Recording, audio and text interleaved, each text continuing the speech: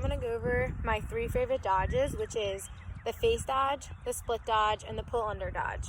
And I'm also going to go over important footwork, which is the stutter step, which I think is something that all athletes can use in every single sport. But going over the basics of the footwork that I use and that I practice each and every day, and also knowing like what your defender is giving you and what they're taking away, I think is something that is really vital, because you could go and say, okay, I'm going to go up to this defender, I'm going to do a split dodge, but the defender might be taking away something that you may not even realize, so you have to react and adjust to that. The other thing I'm going to go over is spacing. It's really important not to be too close to your defender and not to be too far away from them.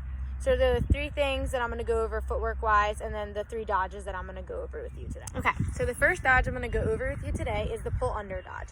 It's my favorite dodge. You could do it from the elbows. That's where I think it's most effective. So what you need is your stick and 4 cones, but if you don't have cones, don't worry. I'm just lucky I have 4 cones, but if you don't have any cones, make sure that you grab 4 shoes. You can grab 4 balls, anything that's gonna imitate kind of a cone, okay? So what I'm gonna do first is I'm gonna grab a ball, okay? The pull under dodge is where you're kind of up high, okay, with that cradle, and then you bring it down and protect with your shoulder. And if you need to cradle, all you're gonna do is all on your top hand. You're kind of moving your top hand like this, and it's just up and down like this, keeping in that sweet spot of your stick, okay? So you come high on the defender, so the defender's in front of you.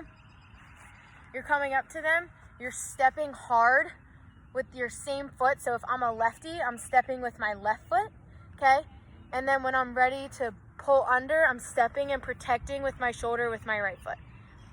So for my righties, I'm stepping hard, high with my right foot, and then stepping hard, bringing it low and protecting with my shoulder with my left foot, okay?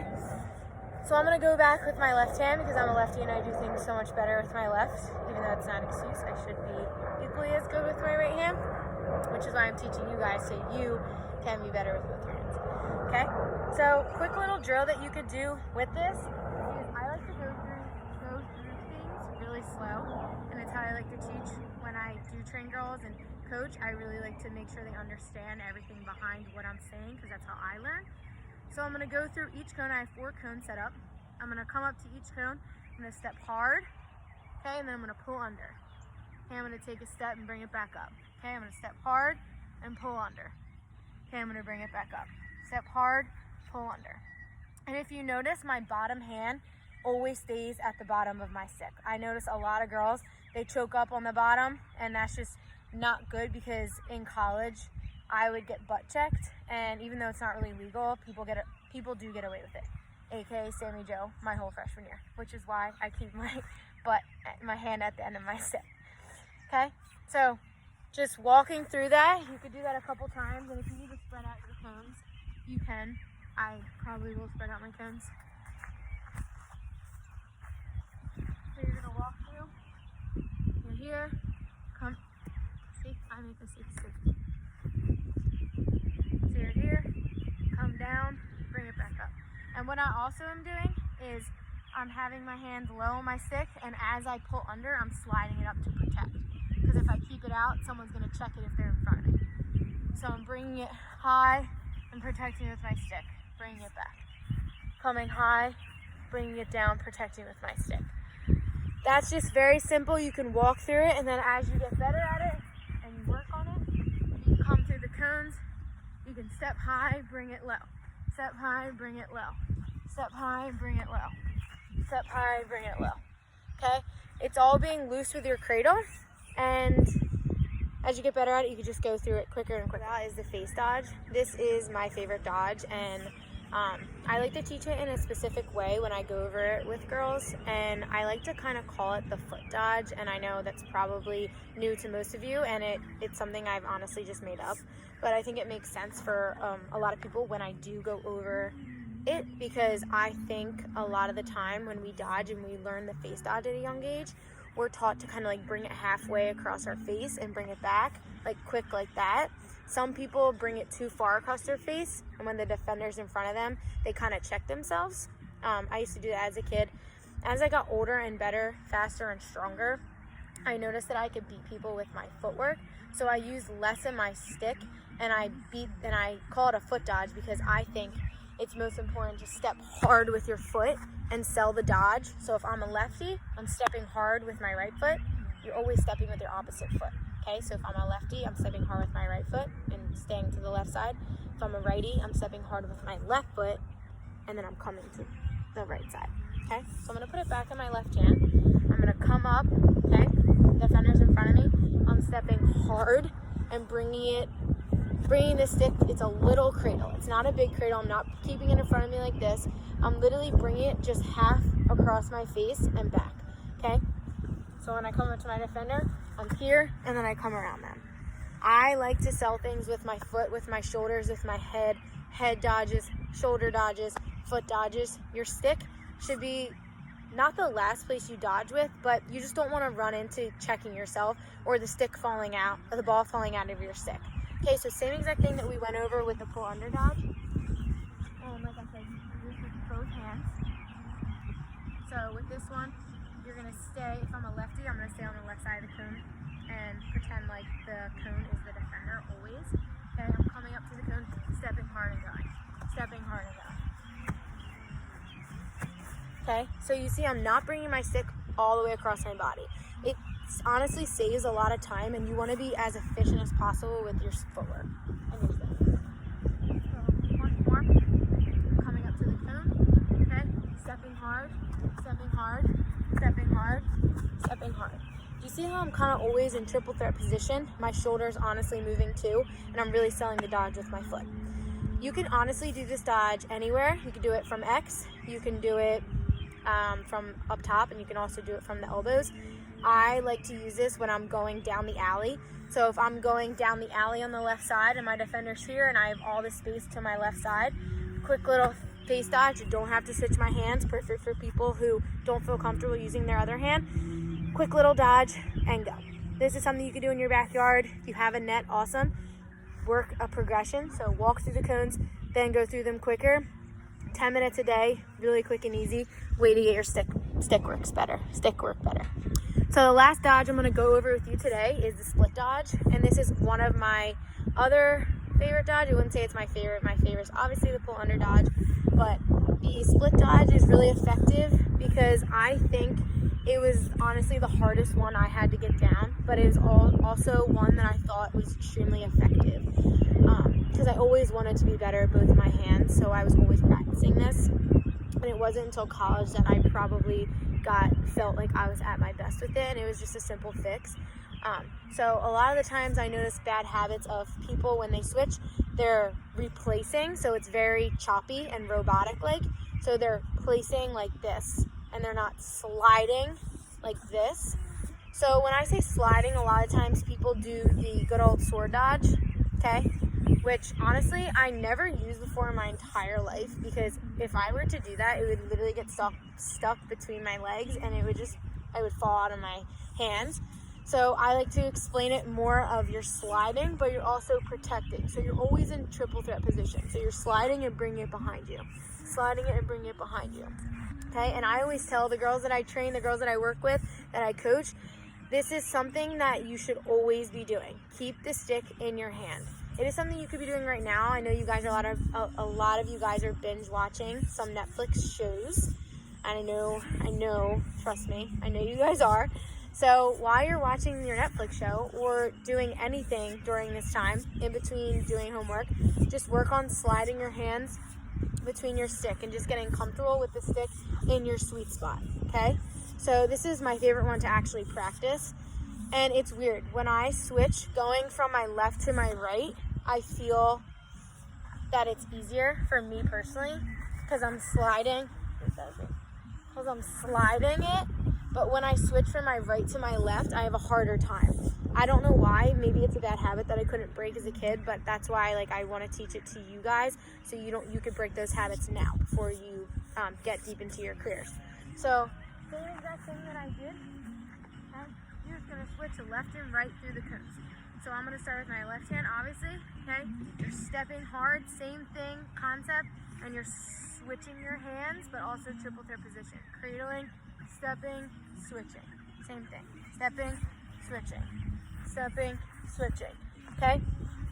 So then as we get more comfortable, like I said, we can go through the cones quicker. Okay, quicker through that.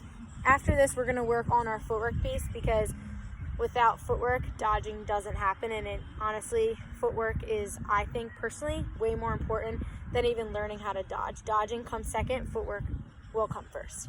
So the split dodge, get your hands in your stick, no excuses during a time like this. I like to practice footwork when I do it without my stick, and then I'll add my stick. Like I said earlier, I like to go over things really slow and then progress and work my way up, so I don't get as frustrated and I can master the skill, and then I can bring my stick involved. So I'm gonna go over both, one with stick, one without. We're just gonna go over the stutter step. The stutter step is something that I think a lot of times comes natural for people, but also for the people that it doesn't come natural to, it can be frustrating if you do not do it right. Okay? So there's really no way that I can actually explain the way I do a stutter step, because I was one of those lucky ones that it did come natural to me just by playing different sports throughout my career. But when you are practicing a stutter step and you feel like you're going a million miles an hour just to go in another direction, but that's honestly what it is. You are moving your feet to go a different direction. Okay, so the way I can explain it the best I can is that it's like a pitter patter with your feet for like honestly a couple seconds, like a couple pitter patter, and then you're gonna go.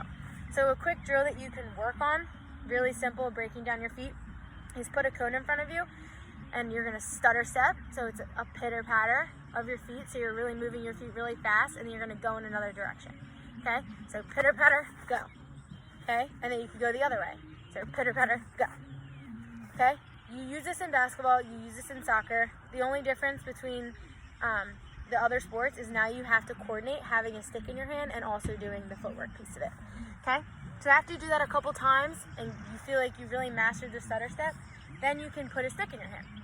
Okay, have the stick in your hand and you're just gonna do a face dodge that we did before. You don't have to do any different dodging, just keep it simple, keep it in your dominant hand, and you're gonna come up to the cone, you're gonna stutter step and go. Do you see how I'm really explosive when I'm about to come off of the dodge? I really get my foot in there. You can almost hear it on the ground. If you can't hear it, your foot slamming into the grass or wherever you're practicing, then I would kind of reconsider, go back and make sure that you're really stomping into the ground, because the force that you put down is the force that you're gonna kind of bring off. I don't know the science behind that, but I know that it's some sort of science behind that. I should, but I don't. Okay, so you're coming up to the cone, pitter patter, go. Okay, this is something you can also practice after you get that down a couple times. Then you're gonna put your 4 cones down. Okay, and we're gonna go through this slow. Okay, come up to the cone, pitter patter, go. Pitter patter, go. Pitter patter, go. Okay, and you're gonna feel weird. It's gonna feel different. It is weird practicing it, but it's something that is really valuable to the sport, and you're gonna break ankles by doing this way. Okay, same thing with your right hand. Okay, pitter patter, go. Pitter patter, go. Pitter patter, go. Pitter patter, go. It is weird, I understand, but okay, so now we're gonna go over another concept that's important, and it's what your defender's giving you and what they're taking away. So as a midfielder, and what I was taught in college that always stuck with me and helped me become a better defender, is I had to realize that as a defender, and I'm a midfielder playing defense, I couldn't take away everything. It's impossible to take away everything. So I had to stick to one thing, and I always wanted to take away their strength. So if they're a righty, I'm going to take away their right hand. And if they're a lefty, I'm going to take away their left hand. So if you kind of switch that into an attacker's mentality when you're dodging, they are taking something away, so they're also giving something up. So you can't ever predetermine a dodge that you do. So even when you're doing a drill, I I don't even like to predetermine the dodges I'm doing because, like I said, they're taking something away. You can't like go inside their brain and see what they're going to take away. It might be something completely different than what you were expecting. So with that being said, don't go into a dodge and say, okay, I'm going to do this dodge. I'm going to do a spin dodge. I'm going to do a split dodge. Because they might surprise you and you might not even have to dodge. They might take away everything. Like, you have no idea. So I always say, like, being reactive, and although it might be a little hard to work on that, I would say, like, if you master all of your dodges, I like to call it a toolbox. If you master all your dodges, then you could put all those different dodges in your lacrosse toolbox, and then when you need to and you're playing the game and you're in game zone, you can pull it out and be like, this is the time I want to do this in the mix of the game. It's not like your coach is telling you, all right, now go do the spin dodge, go do the split dodge. No, you just have it all. You've practiced it all. You're mastered it all. You mastered your left, you mastered your right, and now once they take away one thing, okay, I'm going to do something else. So just if you understand lacrosse from a defensive perspective and an offensive perspective, I think it will make you a very well-rounded player. Okay, so the other thing and last thing involving footwork and dodging, I guess it's more dodging and footwork put together, is spacing. So like I said earlier, when you are doing the split dodge, it's really important that you're not bringing your stick too far out in front, so you check yourself. But with that, you don't want to do your dodge on top of your defender, okay? So when you are practicing, obviously your cone is a very small defender, so you might feel like you're doing the dodge on top of the cone. So it is better if you do have a sister or sibling, a mom or a dad, or a dog that's willing to sit there and not chase you or bite you. That would be ideal because you're going to be able to see the spacing that you need, and you're not going to be on top of them as opposed to a cone there. You might be on top of them and not even realizing. So spacing is really important, and in the midst of a game, you kind of just have to feel it out. So a way to practice this, like I said, if you have a person in front of you, have them get a stick and kind of get in like defensive positioning, like put their arms out wide, tree-like, kind of just stand there, and then you're able to see how close you should be able to do your dodge. I can't give you like an exact measurement of how close you should be to them, but you'll be able to get a feel once you are dodging. And after you do the dodge, it's really important to make sure you're not running away from them, but rather sealing them off so they're on your back. Because if you just kind of do your dodge and then you kind of just run to the side, the defender can just turn their hips and stay with you, as opposed to if you do the dodge and then you seal them off, now they're behind you and you could just protect in front of you, and then you could just go straight to goal or go to wherever you need to go.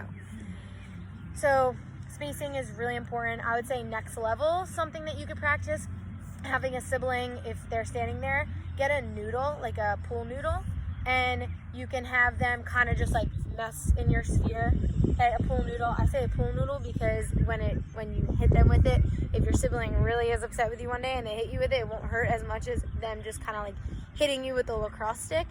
But those are different things that you can work on while you are home. And also just like watching lacrosse, I think will give you a better idea of different dodgers that are in game-like situations, that they are really effective, and the spacing that they use and how they seal off their defender. And little advice that I'm going to give you guys. So today we did go over 3 different dodging, and hopefully I can do this again and go over other types of dodging that I like to use, and different footwork pieces, things you can work on while you're home. If you do have limited things to use while you're practicing, it's okay. Get creative. You can make a ladder out of basically anything. You can use chalk on your driveway. You can use cones. You can use shoes. If you don't have a rebound, that's okay. Honestly, just putting the stick in your hand for 30 to 35 minutes a day will make the biggest difference in your game. And I think it would be an excuse for you to say, oh, I didn't have the resources, because there are so many videos out there, no equipment, lacrosse drills. If you need anything, you can reach out to any of the AIM coaches. I'm sure all of us would be so willing to help you guys get creative. All the videos you guys are sending is awesome. Stay positive. I know we'll be back out there soon, and hopefully stay tuned for more videos to come.